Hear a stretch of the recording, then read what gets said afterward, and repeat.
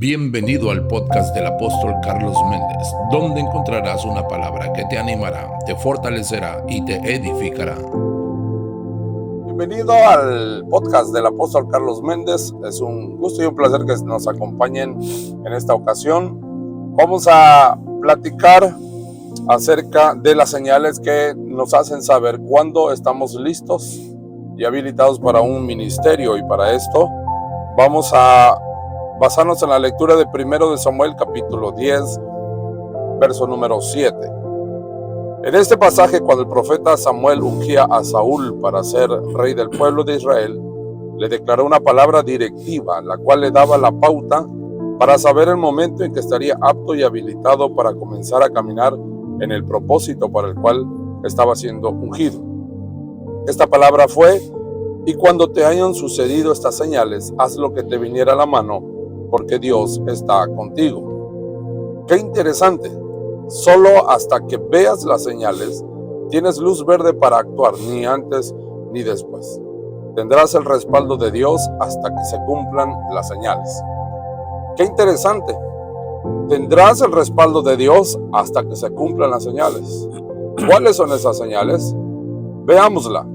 Apóstol Carlos, el profeta Samuel le dijo a Saúl que el Espíritu de Jehová vendría sobre él con poder. Esta es la primera señal. Bendiciones, qué gusto poder estar en esta hora contestando estas preguntas, porque yo creo que vamos a ser edificados con la palabra del Señor. Número uno, yo creo que lo importante de ser llenos del Espíritu Santo para comenzar un ministerio. La Biblia dice en el libro de Isaías, capítulo 61, verso 1, el Espíritu del Señor está sobre mí. Y la palabra sobre mí significa dentro de mí. No puedo yo accionar, funcionar en un ministerio si el Espíritu Santo no viene a mi corazón, no viene sobre mi vida, porque recordemos que los discípulos en el aposento alto, antes de tenían muchos problemas, muchas situaciones adversas en su carácter, pero cuando el Espíritu Santo los visitó en el día del Pentecostés, Hechos 2, dice que después de esa experiencia ya no fueron los mismos, porque recibieron el poder, recibieron la unción del Espíritu Santo en sus vidas. Y yo creo que todo aquel que es llamado por Dios, la primera señal es que su vida tiene que ser llena, ungida con el Espíritu Santo. Mismo Jesús nos enseña, la Biblia, que Jesús fue ungido con el Espíritu Santo, lleno del Espíritu Santo. Dice que cuando estuvo en el desierto salió ungido con el Espíritu Santo. Y también la palabra de Dios nos enseña que Él iba sanando a los enfermos con el poder del Espíritu Santo. O sea, necesito la unción del Espíritu Santo en mi vida para poder desarrollar mi llamado. Necesito ser ungido con el Espíritu Santo para poder ser la persona, el ministro que Dios quiere, pues válgame la redundancia, que yo sea, ¿no? Que yo sea el obrero aprobado, que yo sea la persona que pueda marcar un antes y un después en esta generación. Entonces necesitamos el poder del Espíritu Santo en nuestra vida. Necesitamos la unción del Espíritu Santo, porque no solamente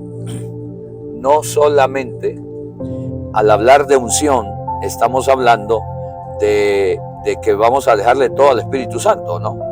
Pero si es necesario, capacitarnos, prepararnos, pero es necesario ser llenos del Espíritu Santo, ser ungidos con el Espíritu Santo. Eso es muy importante. Eso va a marcar la diferencia en este tiempo. Por ejemplo, el otro día yo enseñaba dos cosas muy importantes. Uno, el manto del llamado, y el otro es el manto de la unción. El llamado lo pueden tener todos. O sea, todos podemos decir yo soy llamado, pero otra cosa es que seas ungido para cumplir el llamado. Entonces, cuando entendemos eso, estamos listos para el siguiente paso. Amén, apóstol. Y quiero acotar la urgencia de Jesús con sus discípulos, que le dijo: no salgan de Jerusalén hasta que reciban el Espíritu Santo. Así es correcto. Entonces, sabía Jesús perfectamente que es el Espíritu Santo el que hace... denota, ¿no? Sí, el inicio de un ministerio tiene que ser con el toque del Espíritu Santo, con algo explosivo de parte del Espíritu Porque Santo. fíjate que lo que la palabra del Señor dice, lo que tú comentas, es de que el Señor le dijo: vayan y esperen la promesa del Espíritu Santo. Digo, Amén. con todo respeto, no dijo la traducción del griego, el hebreo, del arameo. No, vayan y esperen el poder del Espíritu Santo, hasta que sean llenos del Espíritu Santo. Entonces, por eso yo decía, es importante prepararse, ¿verdad? Pero es importante entender el propósito, el objetivo de Jesús al escoger a alguien, ser lleno del Espíritu Santo. Pablo dijo: no vine con palabras persuasivas de humana sabiduría, sino vine en la demostración del poder del Espíritu Santo.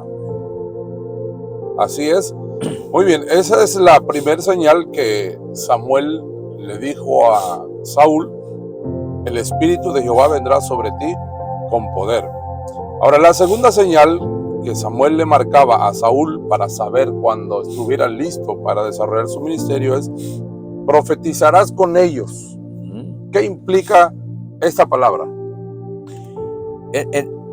Entendamos que cuando Saúl estuvo con los profetas, ¿verdad? La escuela de profetas, dice la Biblia que él profetizó. Eso no lo constituyó un profeta, sino el ambiente, la atmósfera donde él se movía, o donde él se movió en ese entonces, hizo que el Espíritu Santo lo usara en el don de profecía. Porque entendamos muy bien, una cosa es el ministerio de un profeta, un oficio, y otra cosa es el don de profecía. Entonces yo creo que cuando tú estás en un ambiente, primero, donde se honra a Dios, segundo, en un ambiente profético, claro, alguien va a profetizar, alguien va a manifestar los dones del Espíritu, y uno de los dones del Espíritu es el don de profecía, ¿verdad? Que ¿cómo nace eso? Nace de la siguiente manera: diversos géneros de lenguas más interpretación da como resultado don de profecía. Entonces, en la palabra del Señor, Pablo a Corintios habla sobre todo eso. Entonces, qué importante es mantenernos en ese manto. Ahora, yo quiero explicar algo. A veces se malinterpreta cuando hablamos del manto profético, porque pensamos que a alguien se le va a ocurrir y va a soltar una palabra nada más porque sí. No.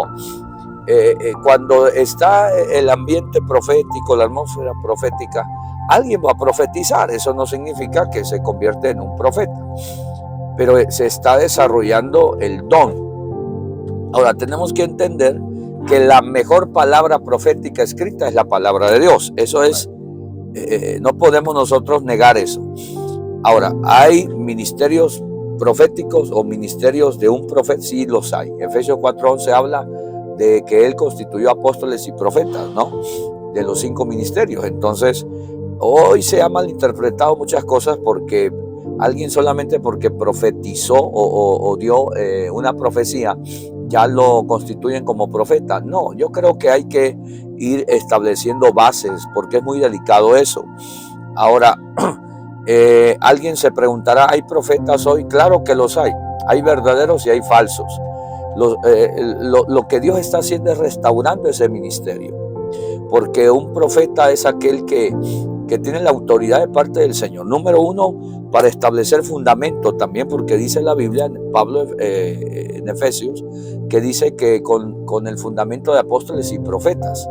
Significa que el profeta no solamente es el que se la pasa profetizando todo el tiempo, es el que establece fundamento. Por eso todo aquel que tiene un ministerio de profeta, un oficio profético, tiene que escudriñar la palabra y pedir la revelación de Dios para también establecer fundamento en la palabra. Eso es muy importante. Ahora, el ministerio de un profeta, ¿qué dones funcionan en él? Pueden funcionar el don de discernimiento, el don de ciencia, el don de profecía, ¿verdad? Entonces eso es muy importante que entendamos. Y cuando Dios, número 1, te unge, te llena, ok, el paso 2 es que te vuelves un portador de la revelación de Dios a la vida del pueblo. Entonces, no todos son profetas, no todos son evangelistas, no todos son pastores, no todos son maestros, no todos son apóstoles, pero cuando hay un ambiente profético, alguien puede profetizar. Y el don de profecía solamente tenemos que establecer: edifica, exhorta y consuela. Un ministerio de un profeta, vámonos a los profetas del Antiguo Testamento y vamos a encontrar características de un verdadero profeta de Dios. Eso es lo que yo creo. Muy bien, y quiero retomar lo que usted comentaba acerca del ambiente, porque me llama mucho la atención que Saúl no era profeta. Es correcto. Como usted lo mencionó, él no tenía el oficio del profeta. Así es. Sin embargo, por el ambiente en donde él se encontraba en ese momento, cuando el Espíritu de Dios vino a él, terminó profetizando. Entonces, quiere decir que el ambiente donde nosotros nos ubiquemos es el ambiente que nos va a influir, es el ambiente que nos va a mover. Como quiero tomar una frase que usted ha dicho en otras ocasiones, que el manto que uno honra es el manto que uno recibe. Ajá, sí, es correcto. Entonces me lleva a pensar que Saúl no había sido llamado para ser profeta, sino para ser rey. Y cuando a David le toca ser ungido para ser rey, a él sí lo meten en el ambiente del palacio, para que comience él a impregnarse de ese ambiente de lo que era el reinado. ¿Qué tan importante es el ambiente en el desarrollo de un ministerio, apóstol? Sí, es muy importante entender que los ambientes donde yo me mueva, podemos hablar de honrar, ¿verdad? De honrar esos lugares, esos ambientes, esos mantos, porque es importante entender, en este tiempo se ha perdido mucho el respeto, se ha perdido mucho la honra. Muchos confunden honra con idolatría. No es lo mismo. Es cierto que muchos han caído en esos errores, pero tenemos que tener un balance en esto. O sea, honrar, todos los hombres que honraron a mantos, a hombres de Dios, fueron muy bendecidos, caminaron bajo una unción muy poderosa. O sea, ¿qué es honrar un manto? Es servirle. Ahí tenemos a Josué con Moisés, tenemos a Eliseo con Elías, tenemos a Timoteo con Pablo, y tenemos a mucha gente en la Biblia que podemos ver que honraron un manto, que sirvieron a un manto, y Dios los sorprendió de una forma extraordinaria. Entonces, cuando tú te relacionas con mantos apostólicos, proféticos, ministeriales, algo tiene que suceder. Pero en este caso, si tú te relacionas, te asocias con tu autoridad, tu paternidad, entonces algo se va a activar por la relación, la asociación, la comunicación. Algo se activa. Hemos visto testimonios de gente que dicen: hombre, yo he servido al hombre de Dios, a la mujer de Dios por años, y Dios me ha sorprendido. Muchos no lo entienden, muchos no lo comprenden, porque hace muchos años eso no se enseñaba, y a mí me consta que cuando tú sirves a un manto de Dios, a un hombre, a una mujer de Dios, entonces algo se tiene que mover en tu vida. Y viene ya la ley de impartición, ¿no? La ley de impartición, que tomas también parte de tu herencia y todo ese asunto. Eso es muy importante caminar en ambientes de honra, cuando nosotros honramos primero a Dios, porque es el principal. Porque si honras a un hombre y no honras a Dios, estás mal. Primero hay que honrar a Dios. Segundo, al hombre que Dios ha elegido. Ahí tenemos a Josué. La Biblia es muy clara. Josué capítulo 1 dice que Moisés era siervo de Jehová y Moisés servidor Josué, servidor de Moisés. Entonces, la palabra de Dios es muy clara. Entonces, este es un tiempo donde hay que volver al tiempo de la honra.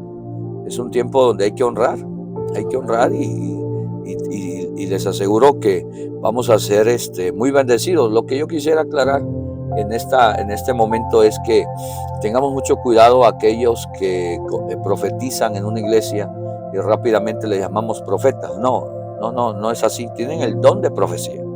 Y a veces cuando les ponemos títulos, por eso muchos se llenan de orgullo, de arrogancia, y vienen las divisiones, y vienen los conflictos en las iglesias, y que Dios dijo y cuando Dios no ha dicho nada.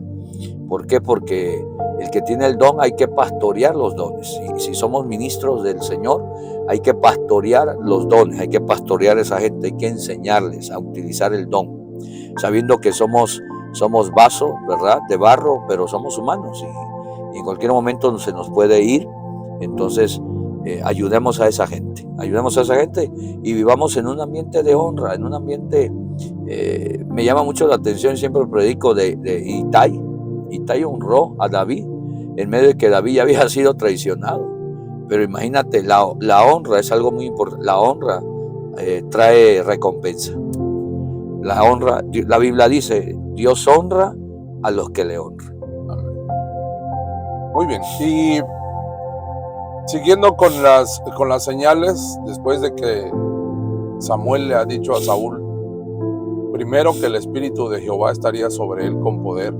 Segundo, que iba a profetizar por el ambiente en el que él se encontraba en ese momento. Profetiza aún sin ser el profeta. La tercera señal que le hace ver a Saúl el momento que está preparado para comenzar con el llamado es, le dice Samuel, serás mudado a otro hombre. Aquí esto me transporta a el caso del apóstol Juan. Como él era apodado Hijo del Trueno porque su carácter era fuerte y termina siendo el discípulo más amoroso de todo el grupo. Me lleva a pensar también en el apóstol Pablo, cómo tiene que caer sus escamas de la religiosidad farisea antes de iniciar su ministerio. ¿Qué tan importante es, apóstol Carlos, la transformación, el ser mudado para poder ser usado por Dios en un ministerio?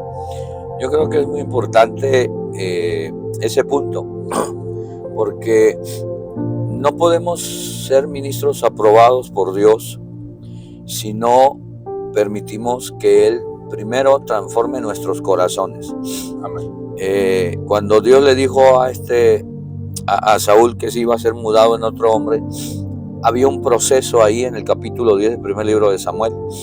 Dice que el primero dice que llevaron un cabrito, algo así, ¿verdad? O llevaron un cabrito. Eso me habla de sacrificio.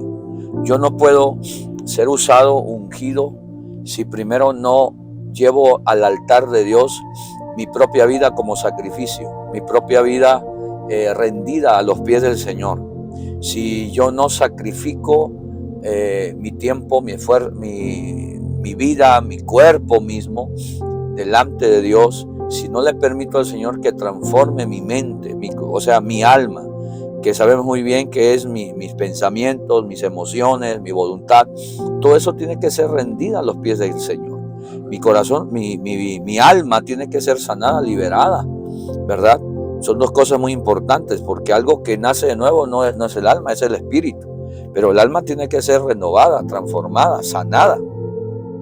Porque muchos ministerios vemos que han fracasado por falta de carácter, por falta de transformación. Muchos se confían, pues yo no oro, ya no busco a Dios, o estoy en pecado y todavía Dios me usa. Están caminando, como lo he dicho infinidad de veces, están caminando bajo la unción del oficio, mas no la unción como resultado de tener una vida íntegra.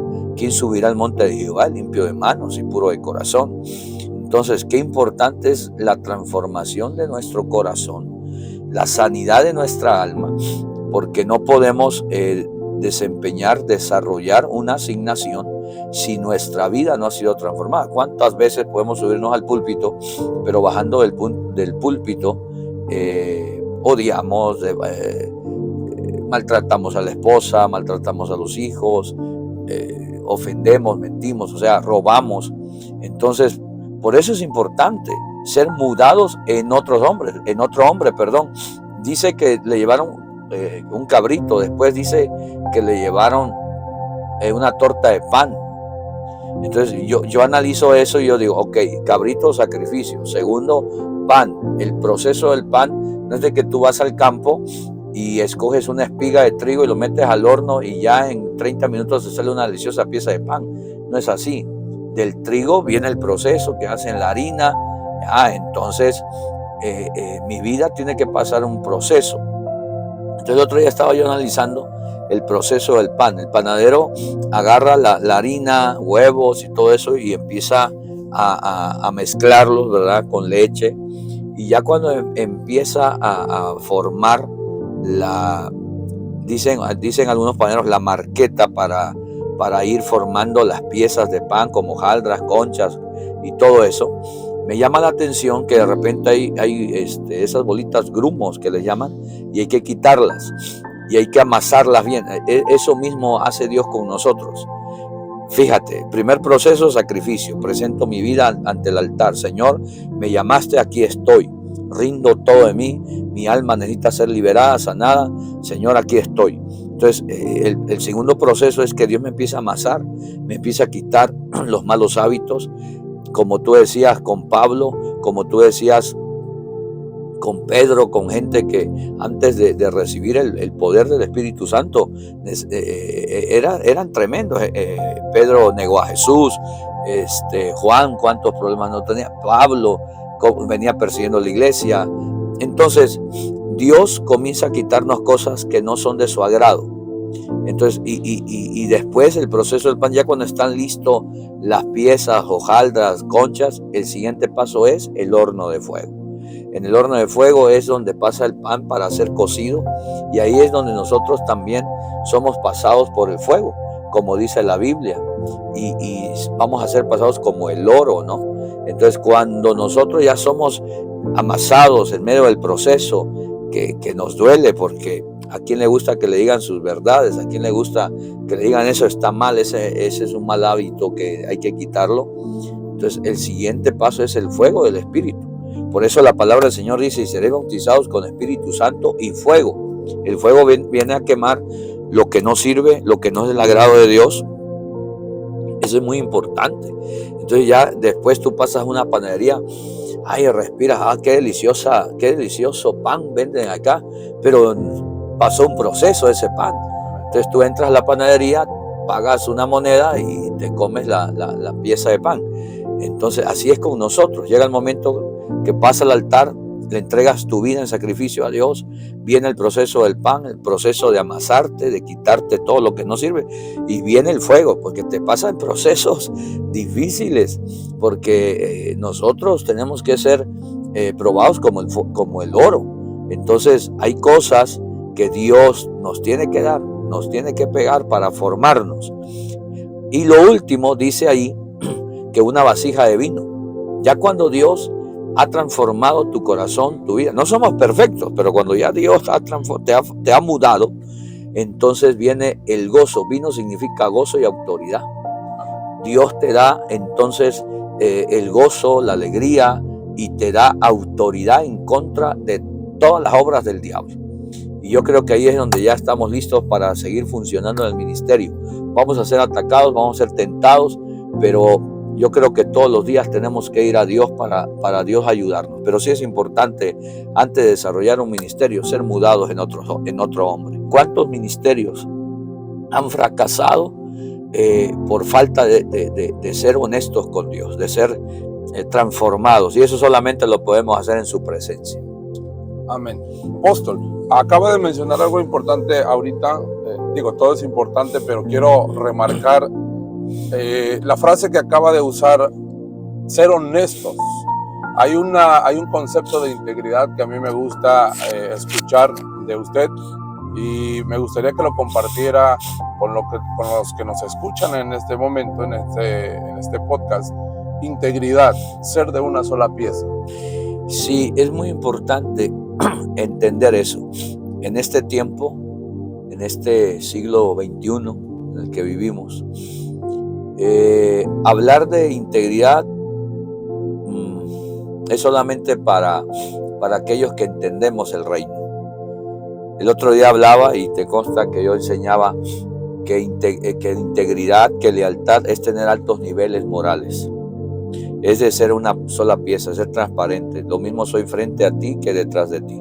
Entonces, ¿qué es lo que hace falta hoy en los ministerios, en las iglesias, en las empresas? Lealtad.